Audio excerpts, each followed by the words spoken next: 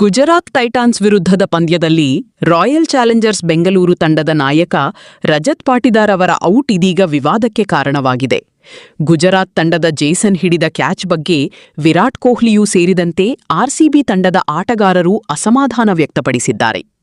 Dive ಮಾಡಿ catch ಹಿಡಿದ ಬಳಿಕ ಚೆಂಡು ನೆಲವನ್ನು ತಾಕಿರುವುದು ವಿಡಿಯೋದಲ್ಲಿ ಸ್ಪಷ್ಟವಾಗಿ ಗೋಚರಿಸಿದ್ದರೂ ಅಂಪೈರ್ಗಳು ಔಟ್ ನೀಡಿರುವುದು ಯಾಕೆ ಎನ್ನ ಪ್ರಶ್ನೆ ಉದ್ಭವವಾಗಿದೆ.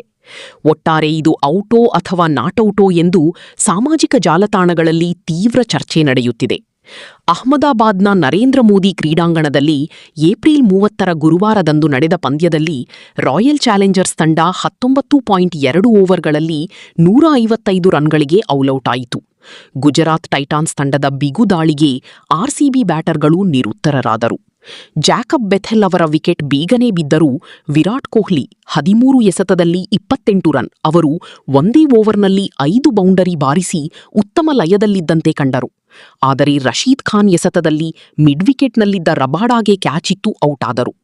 ಆ ಬಳಿಕ ಬ್ಯಾಟಿಂಗ್ಗೆ ಬಂದ ರಜತ್ ಪಾಟಿದಾರ್ ಅವರು ದೇವದತ್ ಪಡಿಕ್ಕಲ್ 24 ಎಸೆತದಲ್ಲಿ 40 ರನ್ ಅವರೊಂದಿಗೆ ಸೇರಿ ಉತ್ತಮ ಜೋತೆಯಾಟಾಡುವ ನಿರೀಕ್ಷೆ ಹುಟ್ಟಿಸಿದ್ದರು.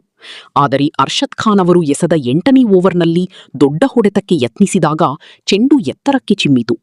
ಈ ವೇಳೆ ಡೀಪ್ ಸ್ಕ್ವೇರ್ ಕಡೆಗೆ ಕಗಿಸೋ ರಬಾಡಾ ಮತ್ತು ಜೇಸನ್ ಹೋಲ್ಡರ್ ಇಬ್ಬರೂ ಓಡಿದರು. ಅಂತಿಮ ಕ್ಷಣದಲ್ಲಿ ಹೋಲ್ಡರ್ ಅವರು ಹಾರಿ ಆ ಕ್ಯಾಚನ್ನು ಪಡೆದುಕೊಂಡರು.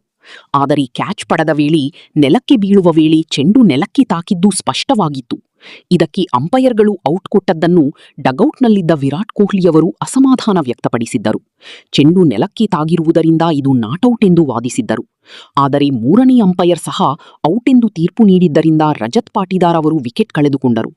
ಇದರ ವಿಡಿಯೋ ಸಾಮಾಜಿಕ ಜಾಲತಾಣಗಳಲ್ಲಿ ವೈರಲ್ ಆಗಿದ್ದು ಕ್ರಿಕೆಟ್ ಪ್ರೇಮಿಗಳು ತೀವ್ರ ಆಕ್ಷೇಪ ವ್ಯಕ್ತಪಡಿಸಿದ್ದಾರೆ. ಚೆಂಡು ನೆಲಕ್ಕೆ ತಾಗಿರುವಾಗ ಇದು ಕ್ರಮಬದ್ಧವಾದ ಕ್ಯಾಚ್ ಹೀಗಾಗುತ್ತದೆ ಎಂದು ಪ್ರಶ್ನಿಸಿದ್ದಾರೆ.